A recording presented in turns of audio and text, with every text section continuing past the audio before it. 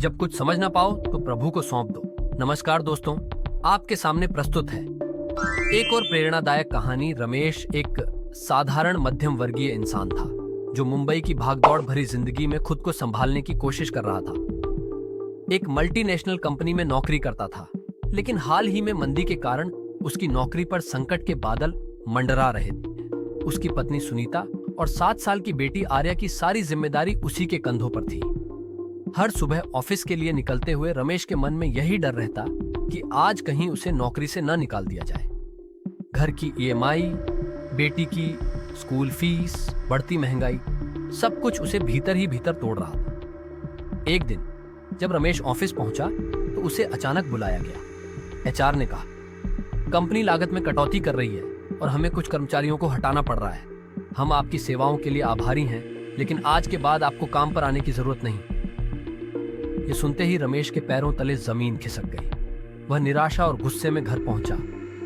सुनीता ने दरवाजा खोला तो रमेश की आंखों में आंसू देखकर घबरा गई। क्या हुआ?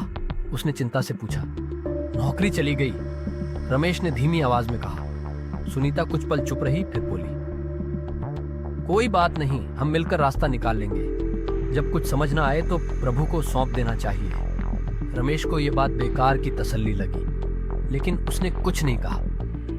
अगले कुछ हफ्ते रमेश के लिए किसी बुरे सपने से कम नहीं थे। उसने दर्जनों कंपनियों में इंटरव्यू दिए, लेकिन कहीं भी सफलता नहीं मिली। बैंक से लगातार ईएमआई के नोटिस आने लगे, स्कूल से बेटी की फीस भरने की चेतावनी आने लगी। हालात इतने खराब हो गए कि घर खर्च चलाने के लिए सुनीता ने अपने गहने तक बेच दिए। रमेश धीरे धीरे मानसिक तनाव का शिकार होने लगा।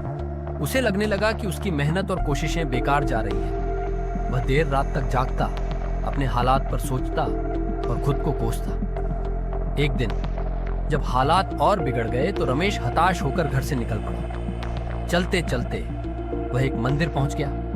वहां एक बुजुर्ग व्यक्ति शांत मन से बैठे थे। रमेश ने उन्हें देखा और अपने मन की सारी बातें कह दी। बुजुर्ग मुस्कुराए और बोले, बेटा, जब सब कुछ हमारे नियंत्रण में होता है तब हम मेहनत करते हैं, लेकिन जब कुछ समझ ना आए तब हमें उसे ईश्वर पर छोड़ देना चाहिए। हर कठिनाई के बाद एक अवसर आता है, बस भरोसा रखो।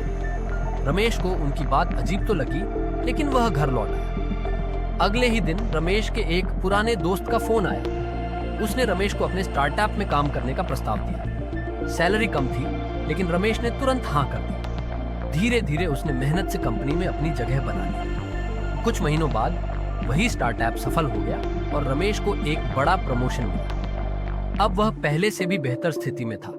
रमेश को अब समझ आ गया था कि जब जीवन में कुछ समझ ना आए तो धैर्य रखना और ईश्वर पर भरोसा करना ही सबसे अच्छा उपाय होता है।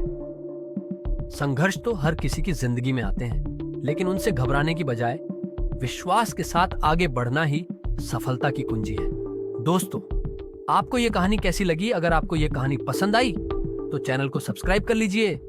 जय हिंद।